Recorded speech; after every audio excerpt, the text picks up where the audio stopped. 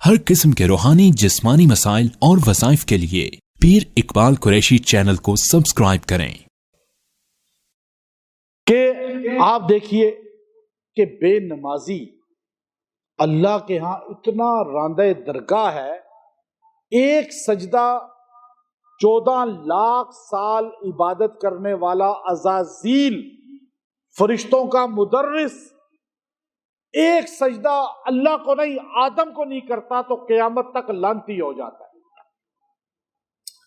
آدم کو سجدہ نہیں کیا، اللہ سے سجدے کا انکار شیطان نے کبھی نہیں کیا۔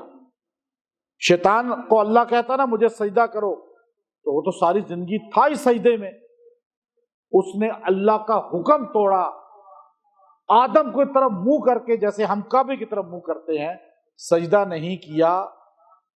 اللہ نے قیامت تک فرمایا ان علیک لعنتی الی یوم الدین، تو قیامت تک لعنتی، اور ہم صبح سے رات تک اللہ کو سجدہ نہیں کرتے۔ تو یاد رکھیے بے نمازی کا، یا اللہ نے کیا کہا، رزق کی تنگی ہے نا آپ کو، اللہ کہتا ہے میرا کام ہے آپ کو رزق دینا۔ آیت سنیں، یہ میں نہیں گارنٹی دے رہا، نماز کے ساتھ رزق جڑا ہوا ہے۔ نماز کی پابندی گھر والوں کو کرا دیں، رزق آپ کا کھل جائے گا، کوئی وظیفہ بھی نہ کریں۔ اور نماز کی پابندی گھر والے نہیں کریں گے، رزق تنگ ہو جائے گا، معیشت تنگ ہو جائے گی۔ اللہ قرآن میں کیا کہہ رہا ہے، قرآن پڑھیں سورہ طٰہٰ، لاسٹ بالکل آخری رکوع کے اندر آپ کو یہ ملے گا، وَأْمُرْ أَهْلَكَ بِالصَّلَاةِ، اپنے گھر والوں کو نماز کا حکم دیں۔ اچھا یہ کہ آؤ نماز پڑھو، بس یہ کہہ کے نکل گئے، یہ ہے کیا نا حکم؟ اچھا بیٹا اٹھ کے نماز پڑھ لینا، یہ حکم نہیں۔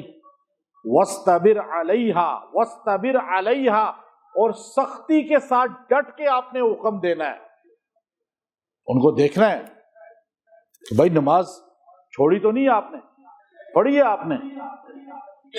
ہم چھوٹے ہوتے تھے، اسلام آباد میں رہتے تھے، تو میرے والد صاحب نماز کبھی نہیں، میں نے زندگی میں کبھی نماز آج تک میرے اوپر قضا نہیں ہے، کوئی بھی ایک بھی، الحمدللہ چھوٹی عمر سے ہی پڑھی ہے۔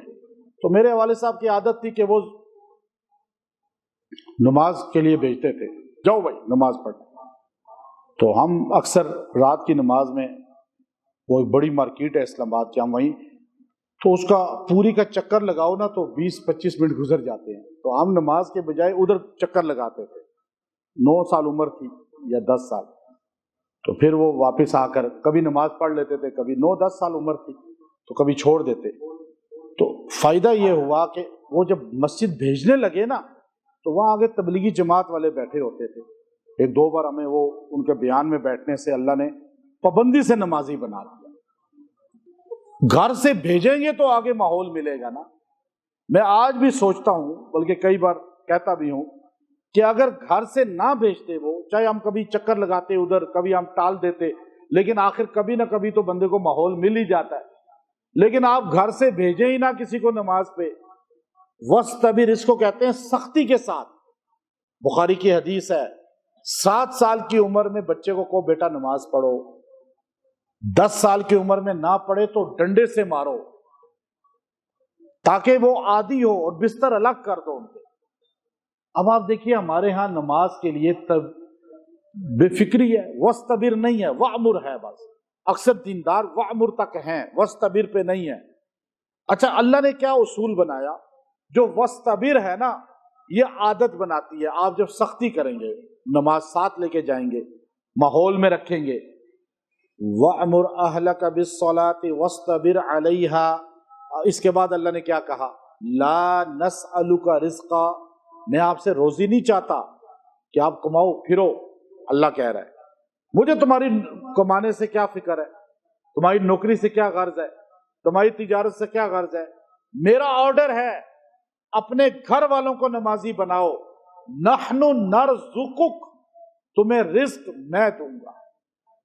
اللہ گارنٹی دے رہا ہے، نحن نرزقک، میں تمہیں رزق دوں گا، میرا وعدہ ہے تم سے، اللہ کی کہنا ہی وعدہ ہے، اللہ کی بات پہ یقین کریں۔ اس آیت میں مفسرین نے لکھا جس گھر میں 100% نمازی ہوں اس گھر میں کبھی بدحالی نہیں ہوگی، اس گھر میں رزق کبھی ختم نہیں ہوگا۔ آپ کہیں جی اس گھر میں غربت آ گئی، کبھی بھی نہیں آئے گی۔ آپ 100 تعویذ 100 وظیفے اپنے پاس رکھ لیں، کرنے والے بن جائیں، سارا دن 1000 دانوں کی تسبیح لے کے یوں کرتے رہیں، نماز گھر میں بچے نہیں پڑھ رہے، عورتیں نہیں پڑھ رہی، آپ کے گھر میں کبھی رزق مضبوط نہیں آئے گا، کبھی گھر میں خوشحالی۔ کیوں؟ قرآن کہہ رہا ہے۔ میں آپ سے قرآن کی باتیں ابھی تک کر رہا ہوں، قرآن سے باہر کوئی بات نہیں کی، قرآن سے بتایا صرف نحنو نرزقک۔ یہ کون کہہ رہا ہے؟ سارے بولیں اللہ کی بات پہ یقین ہے نا، میرے وظیفے پہ یقین ہے نا آپ کو، لیکن میرے وظیفے کی کیا حیثیت ہے؟ اللہ جو بات کہے تو آپ اللہ کی بات پہ یقین مضبوط کریں۔ اللہ نے کہا ہے نحنو نرزقک، اور اللہ کہتا ہے میں وعدہ کرتا ہوں تمہیں رزق دوں گا، لیکن تم گھر والوں کو نمازی بناؤ۔ یہ نماز کوئی چھوٹی چیز ہے؟ کوئی عام چیز ہے؟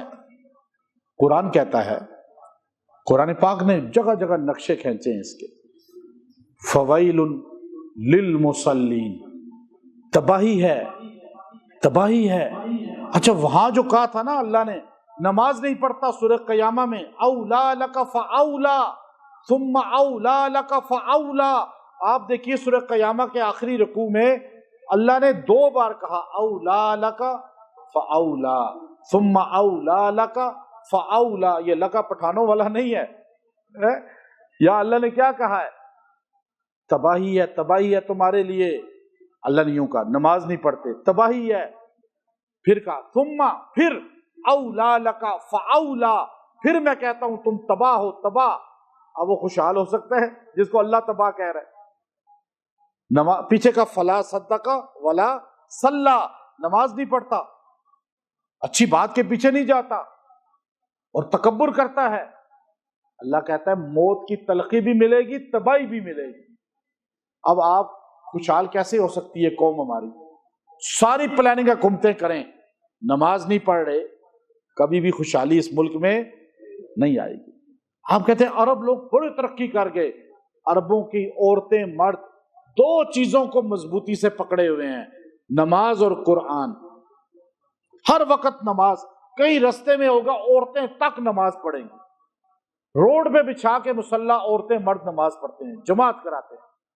اللہ نے خوشحال کیا نا ان کو، اور ہم دنیا کو اٹھانے والے، دنیا ہمیں دیکھ کر چلنے والی تھی 1960-70 میں، اور آج ہم اتنے پست ہو گئے ہیں کہ ہم سب سے نیچے ہیں معیشت میں، بے نمازی ہوگا۔ آج نماز کو پکڑ لیں، یہ اتنی بڑی ذلت ہے نماز نہ پڑھنا۔